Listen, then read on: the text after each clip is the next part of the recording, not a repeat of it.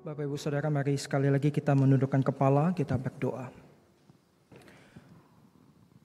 Ya Bapa, dengarlah doa kami. Dan pada saat kami berdoa, biarkanlah Engkau juga menolong kami untuk boleh menemukan bahwa Tuhan hadir di dalam setiap doa pergumulan kami. Pada hari ini, biarkan Tuhan menolong kami di dalam kami bergumul, di dalam kami merindukan akan kebenaran firman Tuhan. Biarkanlah Roh Kudus boleh menolong kami untuk bisa memahami dan melakukan akan setiap firman Tuhan di dalam hidup kami. Ini doa kami ya Bapa, kami berdoa hanya di dalam nama Tuhan Yesus Kristus. Amin. Bapak Ibu Saudara, pada minggu ini pembacaan Alkitab kita terdapat di dalam Kejadian, pasalnya yang ke-25, ayatnya yang ke-19 hingga ayatnya yang ke-34. Namun saya mengajak kita semua untuk membaca hingga pada ayat yang ke-28 saja.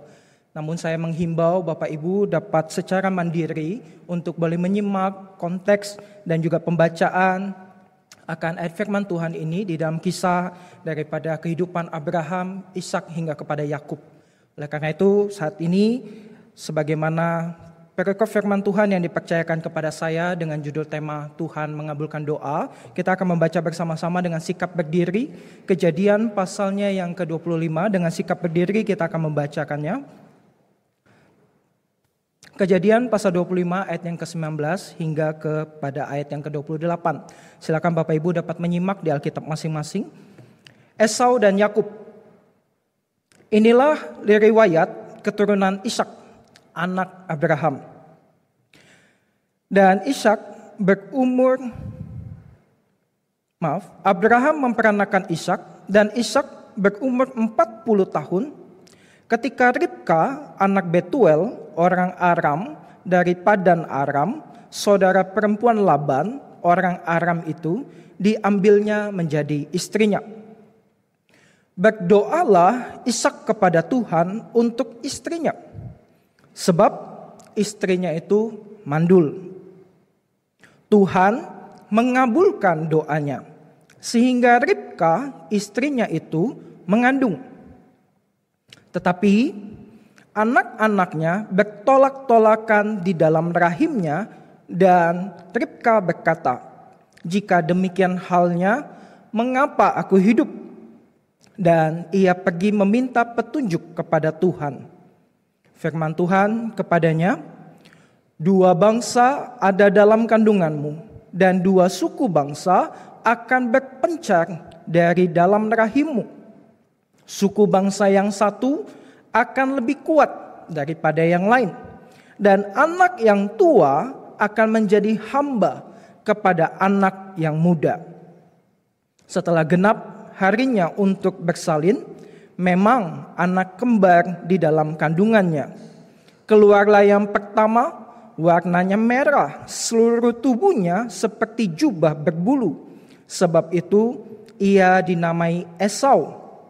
Sesudah itu keluarlah adiknya, tangannya memegang tumit Esau. Sebab itu ia dinamai Yakub. Ishak berumur 60 tahun pada waktu mereka lahir. Lalu bertambah besarlah kedua anak itu. Esau menjadi seorang yang pandai berburu, seorang yang suka tinggal di padang. Tetapi Yakub adalah seorang yang tenang, yang suka tinggal di kemah. Ishak sayang kepada Esau, sebab ia suka makan daging buruan. Tetapi Ribka kasih kepada Yakub. Silakan duduk kembali Bapak Ibu Saudara. Bapak Ibu Saudara, ketika kita bergumul dengan tema Tuhan mengabulkan doa, doa apa yang Bapak Ibu Saudara saat ini sedang gumulkan, sedang naikkan, sedang terus-menerus meminta kepada Tuhan? Dan kalau doa tersebut dijawab oleh Tuhan, atau kita mendengar saudara kita doanya dijawab oleh Tuhan, apa yang akan kita lakukan? Maka biasanya kita akan praise the Lord, memuji Tuhan. Puji Tuhan, doanya dijawab. Puji Tuhan, doanya didengar oleh Tuhan. Dan praise the Lord inilah yang akan menjadi singkatan atau akronim dari pembahasan Tuhan mengabulkan doa di hari ini. Bapak Ibu Saudara, kalau kita menyimak bacaan kita akan menemukan bahwa ada doa di sana. Doa apa itu? Doa yang pertama yang kita baca dalam judul perikop ini adalah Ishak mendoakan istrinya. Apa isi doanya?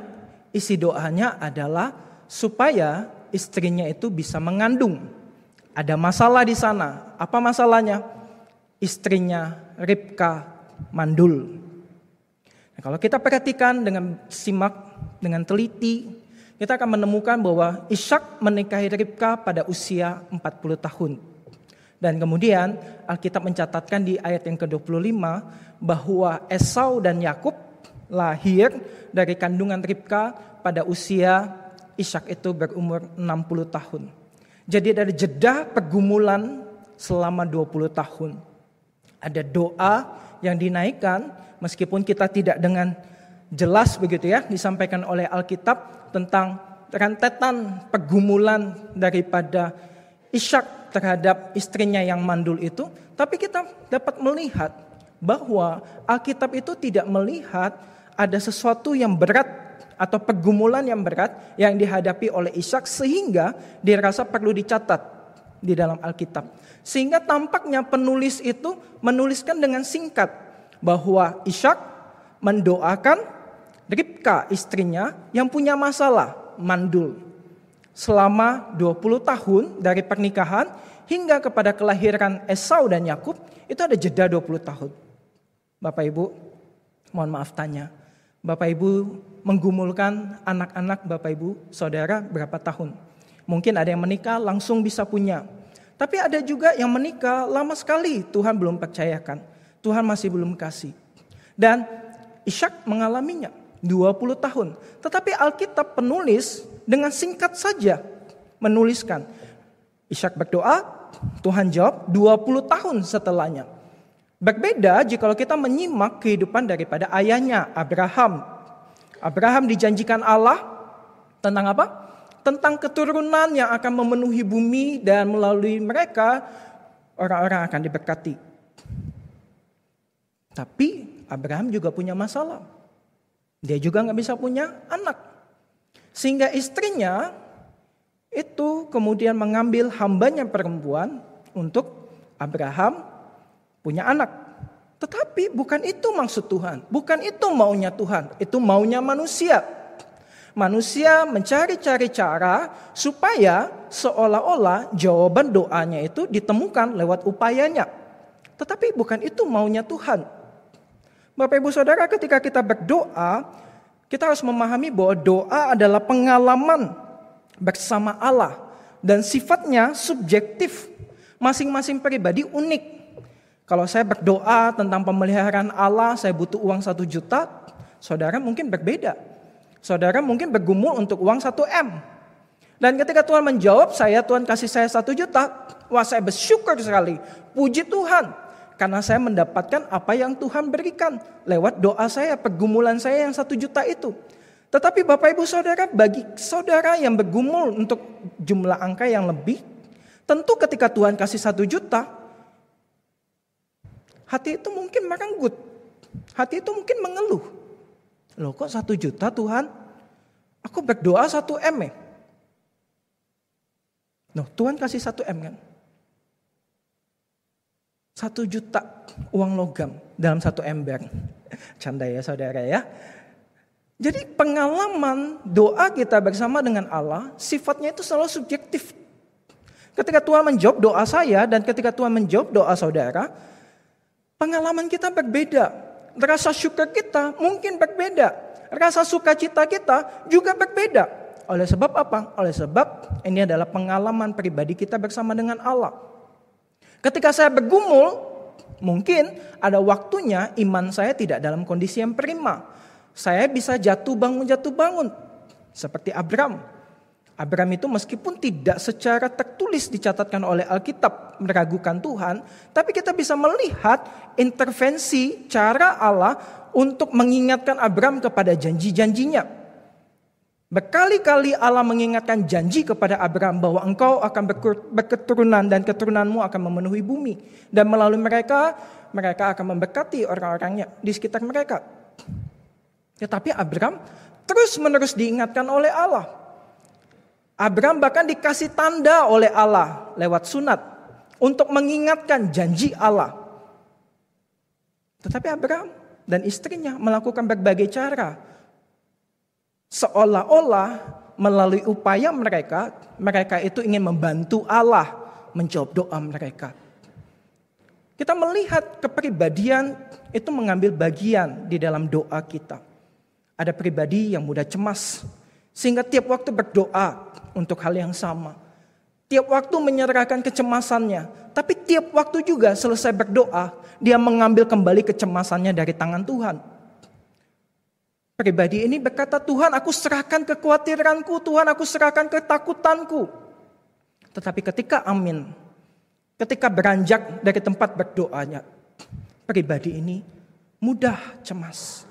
Pribadi ini mulai memikirkan kembali bagaimana ya cara mengatasi pergumulanku. Berupaya dengan cara manusia, bukan dengan cara Allah. Kepribadian kita mengambil bagian di dalam doa kita. Kita melihat Abraham, tapi kita juga melihat Ishak. Alkitab tidak tertulis menjelaskan pribadinya seperti apa. Tapi tampaknya 20 tahun perjalanan pergumulannya untuk memiliki seorang anak itu tidak tampak berat. Bisa jadi mungkin Ishak adalah pribadi yang cukup tenang. Pribadi yang yakin betul dan sudah belajar dari pengalaman iman bapaknya Abraham bahwa Tuhan pasti akan menjawab tentang keturunan. Sehingga buat dia santai saja. Buat dia yakin. Oh Tuhan sudah jawab bapak saya dulu kok. Tuhan menyediakan kok buat bapak saya kok. Bahkan aku, kata Ishak, yang pernah mau dikorbankan Tuhan sediakan. Karena Tuhan adalah Tuhan yang menyediakan. Dia adalah Yehovah Jireh-nya. Kita hidup di dalam providensia Allah, pemeliharaan Allah. Sehingga mungkin Ishak belajar dari iman bapaknya, sehingga pengalamannya melihat bahwa Allah itu memelihara, dia tidak ragu akan janji Allah. Sehingga dia dengan ringan, istrinya bermasalah, dia berdoa untuk istrinya yang mandul. Jadi bapak-bapak, tolong lihat istrinya. Kalau istrinya punya pergumulan, ambil bagian di dalam kehidupan doa istri. Kalau istri ngeluh, istri ngomel-ngomel, ajak berdoa. Supaya apa? Supaya ngomelnya habis, ngomelnya berhenti. Demikian juga dengan istri. Lihat suami yang pulang dari kantor, dari tempat usaha, wajahnya suntuk. Ambil bagian di dalam kehidupan doa mereka.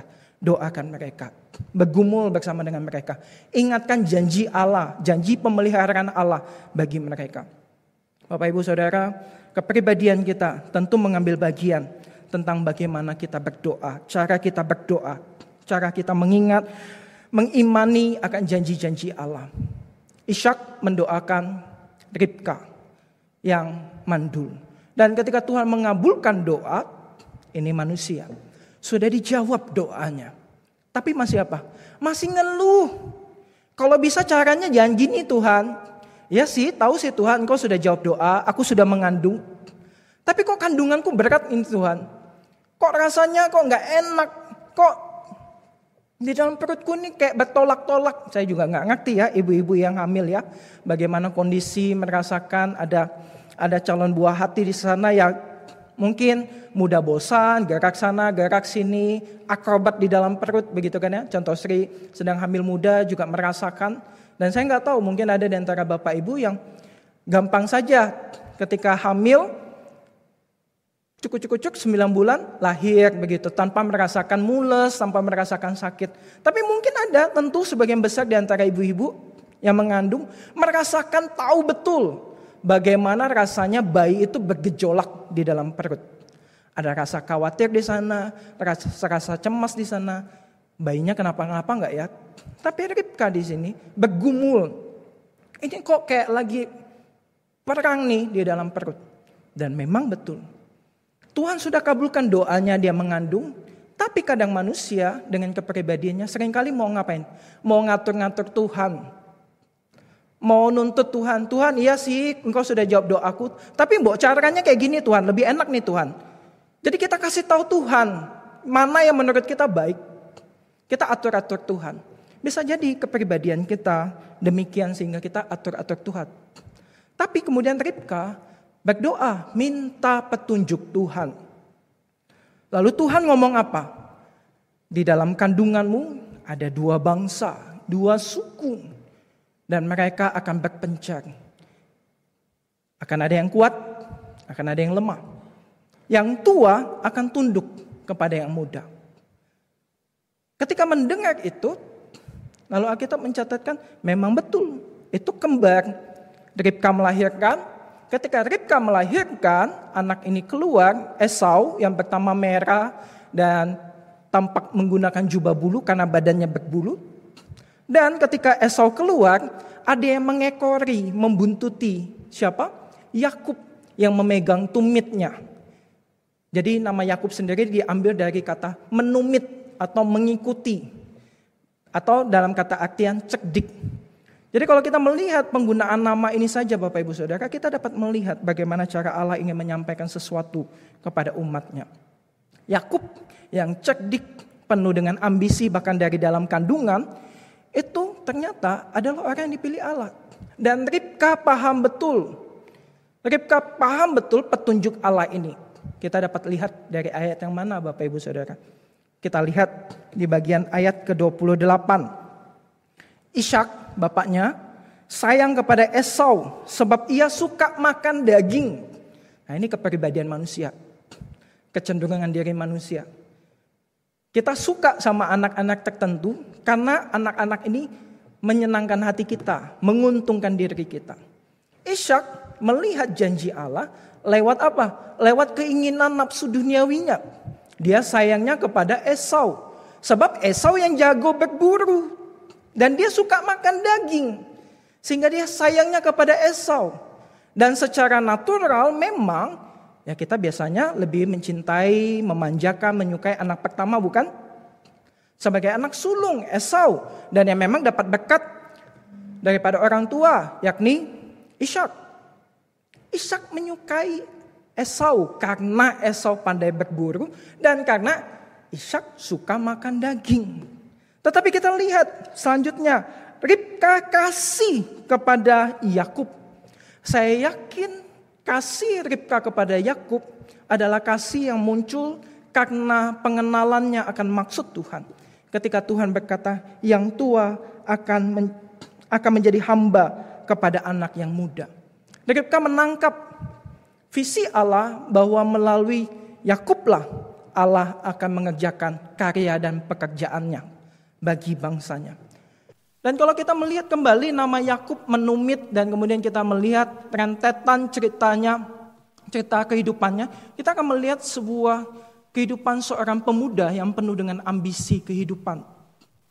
Dia kejar orang yang dia suka, ditipu. Yakub penipu yang ditipu, katanya begitu kan ya. Dia enggak patah semangat, dia tetap kejar perempuan itu. Meskipun dia harus habiskan 7 tahun tambahan lamanya untuk mendapatkan kekasih pujaan hatinya. Pemuda yang penuh dengan ambisi. Tapi suatu waktu Allah menjumpainya. Di dalam pergumulan, dalam kegelapan, dia bergulat dengan Allah dan dia menang. Dan Allah menanyakan, siapakah namamu? Dia menjawab, namaku Yakub. Dan Allah berkata, mulai sekarang namamu adalah Israel. Artinya apa Bapak Ibu Saudara? Dia yang bertahan sampai akhir. Bapak Ibu Saudara, di dalam doa kita, setiap kita tentu punya kepribadian. Setiap kita punya karakter. Tetapi mari kita juga mengingat bahwa melalui kepribadian kita, Allah juga memakluminya. Allah menerima kita apa adanya. Tetapi ingat bahwa Allah tidak pernah membiarkan kita apa adanya. Tuhan ingin mendewasakan kita. Bapak Ibu, ini ada contoh doa dari 2 kepribadian yang menurut saya cukup menonjol. Dari tes MBTI, tes kepribadian, ada 16 kepribadian. Dan 2 kepribadian ini mencerminkan doa dari dua pribadi yang mewakili yang saya pilih karena saya rasa ini cukup menonjol. Seorang yang punya sifat ISTJ itu kalau berdoa dia ngomong seperti ini Bapak Ibu Saudara.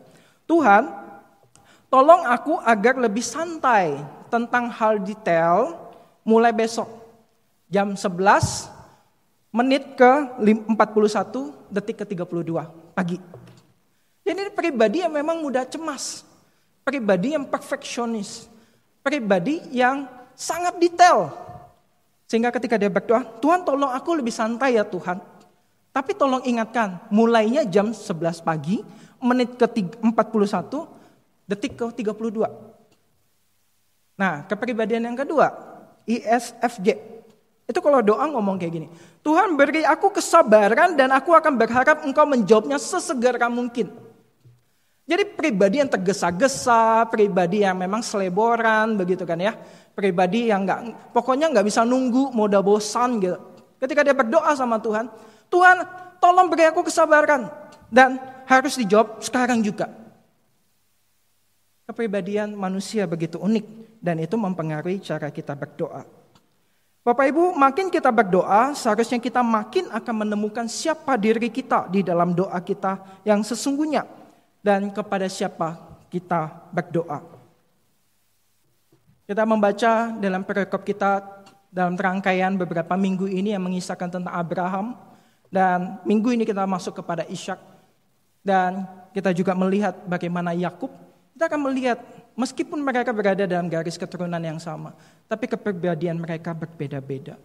Kita melihat bagaimana kehidupan doa mereka dipengaruhi oleh kepribadian ataupun karakternya mereka. Bapak Ibu, kepribadian kita akan sangat mempengaruhi bagaimana cara kita berdoa. Sehingga kita perlu hati-hati ketika kita berdoa dengan diri kita, dengan karakter, keunikan, keistimewaan kita. Tetapi apakah Tuhan keberatan? Tidak. Dia dengan rela hati, dia menerima doa kita. Dia dengan rela hati paham maksud doa kita. Tetapi dia juga mau kita mengenal diri kita ketika kita berdoa. Segala ambisinya, karakternya, kekurangannya, kecenderungannya untuk mengisi akan kekosongan nafsu duniawinya, dan segala sesuatu yang berkaitan dengan pribadinya. Henry Nouwen ngomong seperti ini Bapak Ibu Saudara. Tuhan tolong aku untuk mematikan diriku yang lama. Biarkan aku mati di dalam ribuan cara maupun yang baik dengan cara yang besar maupun yang kecil. Di mana aku masih membangun diriku yang palsu. Tolong matikan itu ya Tuhan. Supaya apa? Supaya biarkan aku terlahir kembali di dalam-Mu, melihat melalui cara-Mu dunia yang sesungguhnya, tujuan hidup yang sesungguhnya. Sehingga melalui tindakanku, perkataanku, pikiranku, aku menjadi pujian yang memuliakan nama-Mu. Jadi kita mesti hati-hati dan juga kita mesti waspada dengan kepribadian kita masing-masing Bapak Ibu Saudara. Yang kedua, T. Setelah yang tadi kita melihat personality kita. Yang kedua, kita melihat isi, konten daripada doa kita. To what we pray. Apa yang kita doakan. Doa kita sudah seharusnya menjadi permohonan yang memuliakan Allah. Satu frekuensi dengan Allah. Tetapi kita perlu menyadari bahwa kita masih manusia berdosa. Masih ada keinginan daging. Masih banyak ambisi duniawi kita. Masih ada keinginan duniawi kita. Kita harus memahami itu Bapak Ibu Saudara. Dan kita perlu mematikannya. Jangan sampai kita sama seperti yang Yakobus katakan di dalam Yakobus pasal 4 ayat yang kedua dan ayat yang ketiga. Engkau tidak dikabulkan doanya. Doamu tidak dijawab oleh Tuhan. Kenapa? Karena engkau salah berdoa. Yang engkau doakan adalah keinginanmu, bukan kebutuhanmu. Yang engkau doakan adalah kemauanmu, bukan maunya Tuhan.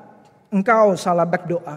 Sehingga ketika kita tahu bahwa kita salah berdoa, setiap keinginan kita itu tidak untuk mempermuliakan nama Allah. Atau di dalam doa kita tidak ada satupun pendewasaan yang bisa kita terima lewat jawaban doa Tuhan. Maka kita harus berani berhenti untuk berdoa. Tuhan menyuruh Yeremia untuk berhenti mendoakan Israel. Karena Tuhan menghukum bangsa Israel. Tuhan tidak mengizinkan Musa masuk ke dalam tanah perjanjian. Dia hanya bisa melihat dari kejauhan tanah perjanjian yang dijanjikan oleh Allah. Karena Allah mendisiplin dia, karena dia tidak mendengar maunya Tuhan, tetapi meladeni amarah dirinya. Ketika Tuhan katakan ketok saja untuk mengeluarkan air, tetapi dia memukul, dia tidak taat kepada Tuhan pada saat itu. Tuhan mendisiplin dia. Dan Tuhan berkata, cukup sampai di sini, engkau tidak bisa masuk ke tanah perjanjian. Engkau hanya bisa melihat dari kejauhan. Dan Bapak Ibu Saudara, kita harus rela hati juga mengerti, memahami apa yang Tuhan mau di dalam hidup kita. Kita tidak boleh sembarangan berdoa, memaksa Tuhan. Memang di dalam Yohanes pasal 15 ayat yang ke-7 mengatakan, ketoklah, maka pintu akan dibukakan bagimu. Mintalah apa saja, pasti akan diberikan kepadamu. Tapi Bapak Ibu Saudara jangan lupa, ada bagian sebelumnya. Jikalau kamu tinggal di dalam aku dan firmanku di dalam kamu. Artinya apa Bapak Ibu Saudara? Artinya ketika kita meminta, kita itu sudah tahu Tuhan mau enggak? Tuhan berkenan enggak atas doa kita? Karena kita satu frekuensi dengan Tuhan. Karena firman Tuhan tinggal di dalam kita. Kita di dalam Tuhan. Sehingga kita punya kepekaan, kita punya hikmat untuk meminta. Mana sih yang kira-kira Tuhan itu senang? Mana sih yang kira-kira Tuhan tidak senang? Tetapi sekali lagi Bapak Ibu Saudara, Tuhan memaklumi kondisi jiwa kita, karakter kita, keistimewaan kita. Sebuah cerita tentang seorang anak kecil yang dikejar-kejar oleh anjing. Anak kecil yang masih belajar berdoa. Dia dikejar oleh anjing, dia lari. Dan kemudian dia berdoa, Bapa kami yang di surga, dikuduskanlah namamu, datanglah kerajaanmu. Sambil dia berlari menghindari kejaran anjing itu. Dan tiba-tiba anjing itu berhenti dan anjing itu pergi.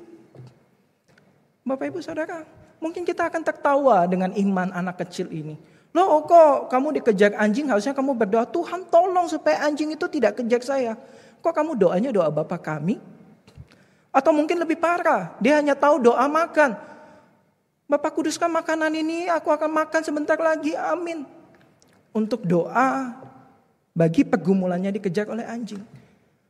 Tuhan memaklumi Bapak Ibu Saudara karakteristik kita, kepribadian kita, kelemahan kita. Tuhan memaklumi. Tetapi Tuhan tidak ingin berhenti di sana saja. Tuhan ingin engkau mengalami pertumbuhan, pendewasaan. Ketika engkau mengenal Tuhan, engkau harus berdoa dengan pengenalanmu akan Tuhan. Ketika engkau belajar doktrin, engkau harus berdoa dengan doktrin yang engkau pahami.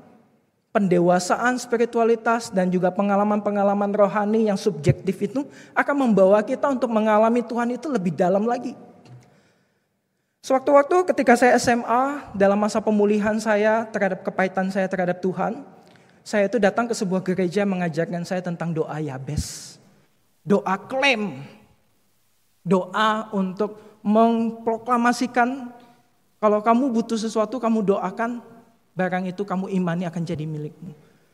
Dan ketika saya berangkat sekolah, pulang sekolah, biasa naik angkot itu ngetem. Dan ngetemnya itu nunggu penumpang tepat di depan sebuah bengkel sepeda. Dan di dalam angkot itu sambil menunggu penumpang, saya lihat itu ada sepeda biru satu. Saya beriman, saya mendoakan, Tuhan, sepeda biru itu jadi milikku. Amin. Tuhan jawab gak, saudara? 1 minggu setelahnya, papa saya ajak saya ke bengkel tersebut. Saya gak cerita, saya gak ngomong, saya gak kasih tahu apapun. Tapi papa saya ajak saya ke bengkel itu seminggu kemudian. Dan ngomong, Harry kamu pilih kamu suka yang mana? Wah dengan cepat saya menjawab, yang biru Pak, yang biru. Itu iman saya ketika masa pemulihan saya, ketika saya kepahitan dengan Tuhan. Dan setelah itu saya berdoa, Tuhan jawab gak Bapak Ibu Saudara? Dengan iman yang sama, dengan semangat yang sama. Saya lihat showroom motor, saya berdoa, Tuhan motor biru Jupiter itu Tuhan, itu milik saya. Tuhan kasih nggak Bapak Ibu Saudara? Sampai sekarang Tuhan nggak kasih. Apakah iman saya kurang? Apakah Tuhan jadi tidak mengasihi saya? Apakah saya kurang berdoa? Saya rasa bukan itu Bapak Ibu Saudara. Tetapi Tuhan ingin mendewasakan. Ketika engkau doamu tak kujawab, ketika engkau mendapati bahwa ternyata realita daripada keinginanmu itu tidak terpenuhi, masihkah engkau mengasihi aku? Ketika aku mengambil segala sesuatu daripadamu seperti Ayub, masihkah engkau memuji namaku? Bapak Ibu Saudara, doa kita bukan lagi tentang pemenuhan atas keinginan pribadi kita. Tetapi doa kita menjadi sebuah keinginan untuk memenuhi maunya Tuhan. Ini bukan lagi tentang mauku, tetapi tentang maunya Tuhan. Kepribadian kita, isi daripada doa kita. Mari Bapak Ibu Saudara, kita membawanya dengan berkata, Thy will be done. Kehendak Tuhan yang jadilah. Timothy Keller mengatakan jika kita tidak bisa berkata kehendakmu jadilah dari lubuk hati kita, maka kita tidak akan pernah menemukan apa itu damai sesungguhnya. Kita akan terus berusaha mengendalikan orang-orang di sekitar kita dan mengendalikan keadaan lingkungan situasi sekitar kita supaya menjadi seperti yang kita pikir seharusnya terjadi sesuai keinginan kita. Jadi kita akan mengupayakan segala sesuatu seperti istri daripada Abraham. Tuhan janjikan keturunan tetapi dia tidak mau nunggu. Dia tidak mau percaya. Dia kasih hamba perempuan yang lain kepada Abraham. Tapi Tuhan katakan bukan lewat mereka keturunanmu akan aku berkati. Dan kita lihat Ishak belajar dari iman papanya. Dia santai saja nunggu saudara. Dia beriman. Tuhan sudah janji kok bakal ada keturunan. Ngapain dia khawatir, pusing-pusing, cemas. Jadi iman itu sangat subjektif Bapak Ibu Saudara. Pengalaman doa kita itu sangat subjektif.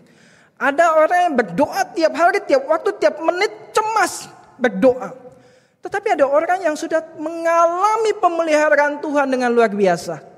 Dia akan santai berkata, Tuhan sudah jawab kok sebelumnya. Kenapa aku khawatir sekarang? Tuhan sudah sediakan kok jauh sebelumnya. Aku imani kok Tuhan itu Yehova Jireh, Allah yang menyediakan. Aku yakin kok terhadap providensia pemeliharaan Allah.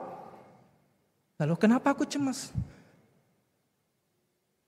Tapi Bapak Ibu Saudara balik lagi. Baik yang tidak cemas maupun yang cemas. Tuhan punya treatmentnya masing-masing. Tuhan juga maklum sama yang cemas. Tuhan akan bawa dalam perjalanan iman yang akan menolong dia untuk jadi pribadi yang bisa melihat rencana Tuhan, karya Tuhan bagi kehidupannya. Dan Bapak Ibu Saudara, ini juga menjadi pergumulan saya ketika saya mendoakan kesembuhan adik saya. Seperti Bapak Ibu Saudara tahu bahwa adik saya itu beda 14 tahun dengan saya dan mengalami penyumbatan kelenjar otak dari kandungan sehingga saraf-sarafnya tidak bisa berkembang dan tidak bisa menggerakkan badannya karena saraf motoriknya, semua inderanya itu terpengaruh sehingga menjadi bayi sampai usia 20 tahun. Kami mendoakan enggak buat kesembuhannya?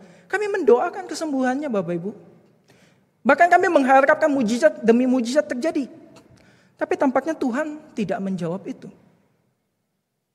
Dan ketika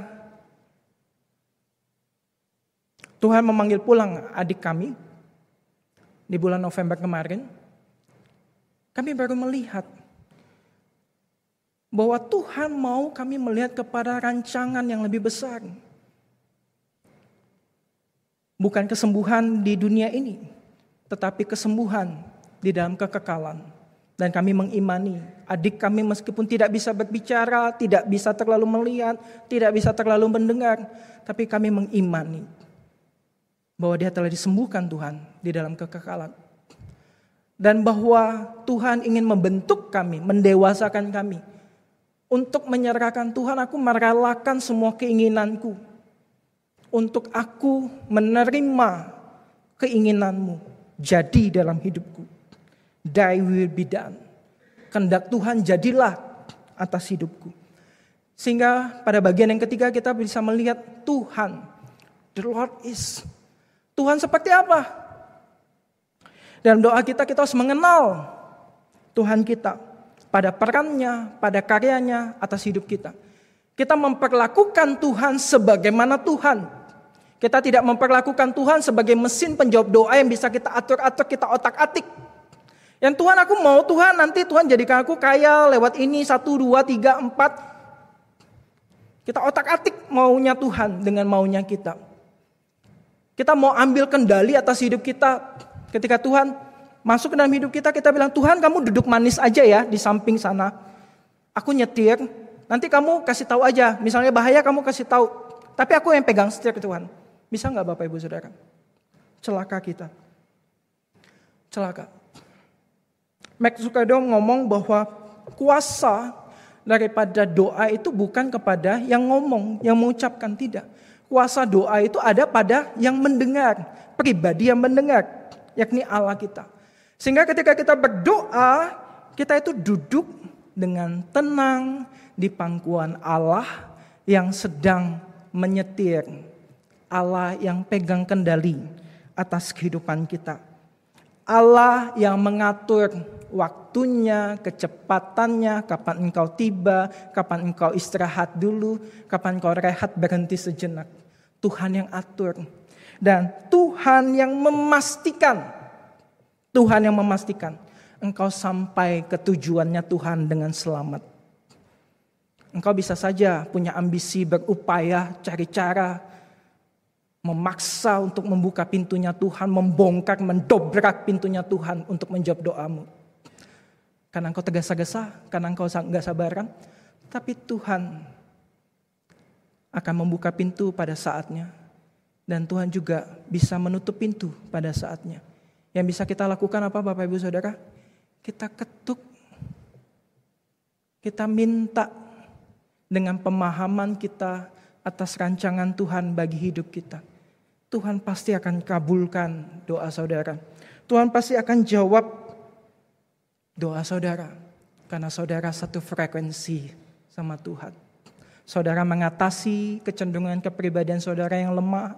Saudara mengatur isi doa saudara dengan penuh kebenaran firman. Karena firman Tuhan tinggal di dalam kita dan kita di dalam Tuhan. Dan kita menempatkan Tuhan sebagaimana Tuhan. Kita beri Tuhan pegang kendali. Kita duduk seperti seorang anak kecil di pangkuan papanya menyetir mobil. Papanya akan memastikan engkau sampai dengan selamat. Engkau akan menerima jawaban-jawaban doamu tepat pada waktunya. Dan engkau akan mempermuliakan nama Tuhan. Karena melewati engkau, lewat kesaksian hidupmu, lewat doa-doa yang kau naikkan dijawab oleh Tuhan. Orang-orang akan melihat, wah Tuhan yang luar biasa. Tuhan yang kau sembah benar-benar penuh dengan kuasa. Tapi pertanyaannya Bapak Ibu Saudara, beranikah kita berdoa dengan penuh kebenaran? Mari kita naikkan doa kita dengan pengenalan terhadap diri kita, pengenalan kita terhadap Allah kita. Dan kita memperlakukan Allah sebagaimana Allah adalah Allah. Kita lihat rangkaian kehidupan daripada Abraham, Ishak, dan juga Yakub. Kita melihat kesaksian hidup manusia yang jatuh bangun dengan kecenderungan dirinya yang berdosa itu. Tapi kita juga melihat ada pemeliharaan Allah yang terus menolong meskipun kita lemah dan penuh dengan kekurangan. Mari kepada Allah kita datang. Kita ketuk pintu Allah. Karena kita tahu betul Allah di dalam kita dan kita di dalam Allah. Dan Allah akan menjawab doa-doa kita. Kita tundukkan kepala, kita berdoa. Bapak, ini setiap kami anak-anak-Mu Tuhan. Di dalam kelemahan, kekurangan, keunikan kepribadian kami datang berdoa kepadamu. Dan izinkan kami untuk menemukan Engkau di dalam doa kami. Biar kehendak-Mu yang jadi, bukan keinginan kami. Biar kami belajar untuk mematikan akan diri kami yang lama dan menghidupkan diri kami yang baru. Diri kami yang sungguh-sungguh mengenal Allah. Diri kami yang punya relasi yang dekat dengan Allah. Sehingga ketika kami berdoa, kami tidak ragu Tuhan jawab doa kami, karena doa kami berkenan di hadapan Tuhan. Tolong kami ya Tuhan, di dalam doa-doa yang tidak terkatakan, yang mungkin seringkali juga iman kami tidak dalam kondisi yang prima. Tapi kami percaya Engkau sudah mengaruniakan Roh Kudus di dalam hidup kami. Engkau yang akan memampukan kami untuk menghidupkan kembali kehidupan doa kami. Dan Tuhan juga tolong kirim orang-orang, anak-anak Tuhan, mungkin mentor-mentor bagi kami, senior-senior bagi kami, yang juga boleh menguatkan kehidupan doa kami. Karena sungguh ya Tuhan, tiap jam kami butuh Engkau. Tiap waktu, tiap tarikan napas, kami butuh Engkau, agar Engkau menunjukkan jalan bagi kami. Dan biarkan Engkau yang megang kendali atas kehidupan kami. Di dalam nama Tuhan Yesus Kristus, kami berdoa. Amin.